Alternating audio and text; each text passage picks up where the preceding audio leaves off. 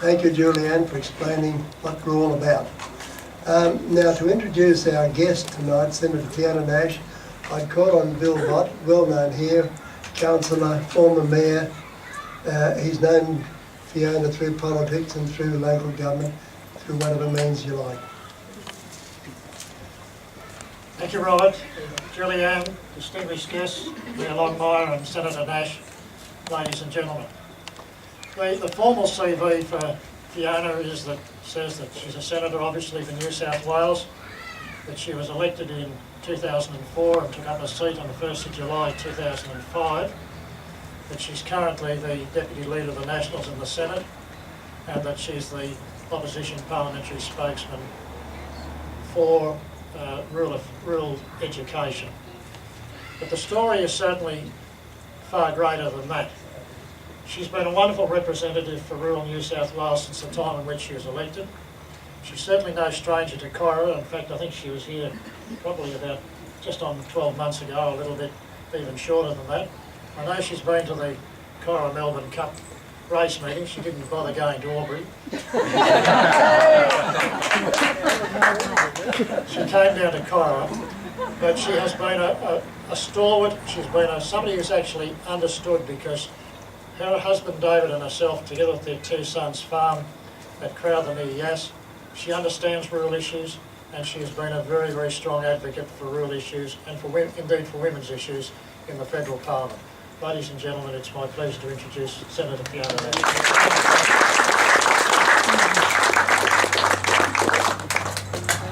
Thank you very much, Bill, for that very kind introduction. Julianne, to you, Mayor Longmire, Robert, distinguished guests, and more importantly, everybody just here. Thank you so much for having me here. It was an absolute delight when I got an email from Julianne asking if I could come and do this. And at that stage, it was going to be on a different date. So I very cheekily emailed back and said, I would love to. I can't come then. Can you change the date? So she very, very kindly accommodated the fact that I wasn't going to be available when she originally wanted to plan this. Because I was just delighted that she would ask me to be part of the occasion here tonight. When I first met Julianne, it was at a dinner here in Corowa, and I was struck by the empathy and warmth from this woman. Quite extraordinary, and I know I'm not telling you anything you don't already know. But she was so engaging and believed so passionately in what she was doing, at the same time telling me about children 1 through 8, which I now refer to her 4,472 children. But she there was an incredible woman that managed this family, and who are all obviously delightful and wonderful children, and her husband. And she was telling me about what she did with the Amaranth Foundation, which before that I had heard nothing about. And I was struck by what this woman was doing and what the organisation was doing for the local community. One of the things I find in my role as a senator is the great inequities that we see between cities and regional communities. And that happens across a whole range of areas. And with things like dealing with a terminal illness, or being a carer for or part of a family that is touched by terminal illness, when you live in a city, your support networks are just up the road. You have choices in what you can do. You have places on tap that can assist you.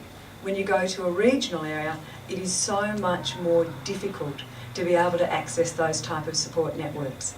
Which is why to see something like Amaranth here in this community, being able to provide the support that's necessary, the assistance that's necessary, and not just here, obviously, spreading far and wide, is a wonderful thing for the community here to have.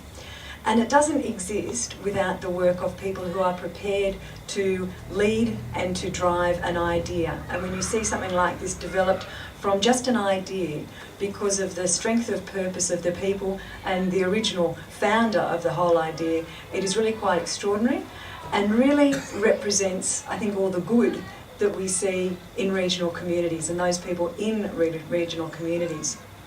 So often in the region, things don't happen unless you have somebody leading and driving an idea. And Julianne obviously started it off, but with the team of support around her, it's been an extraordinary outcome to see the development of the organisation, because it is so important. And when you are touched by a terminal illness in your family or people you know and love, it is really difficult, and it's very hard to deal with that. And having the support of people around and organisations like Amaranth is so very, very important. Julianne mentioned that people are coming in here to the house and they get this feeling of a wonderful sense of something coming in here. And certainly it is a lovely building, but I think it's far more attributable to Julianne and her team that people are getting that feeling when they're coming through the door and getting that assistance that is so ably and wonderfully on offer from the whole team here, who are just tremendous and making such a wonderful contribution and really helping those people who need to be helped. Sometimes it's very hard for people to reach out and actually ask for help and say, I am in a position where I do need some help. I can only say, as one of those people who would be coming through this door and seeing Julianne and the team, you would feel, I'm sure, a sense of home and family and that wonderful preparedness to assist in what is obviously very, very difficult times. So thank you very much for having me here, and I'm looking forward to an ongoing working relationship with you, Julianne, and hopefully to assist in any funding we can try and get you from any avenue possible. I will certainly go down every rabbit burrow I possibly can to see what we can turn up that can assist. So all the very best with this new venue. I know that the team will do a tremendous job here. I know that the community will continue to support what is such a wonderful and worthwhile organisation, and a wonderful and worthwhile thing for the community to have here, and as I say, not just here, but obviously in the wider areas as well. So thank you very, very much. All the best to the team and to everybody here in the community, and I declare the premises officially open.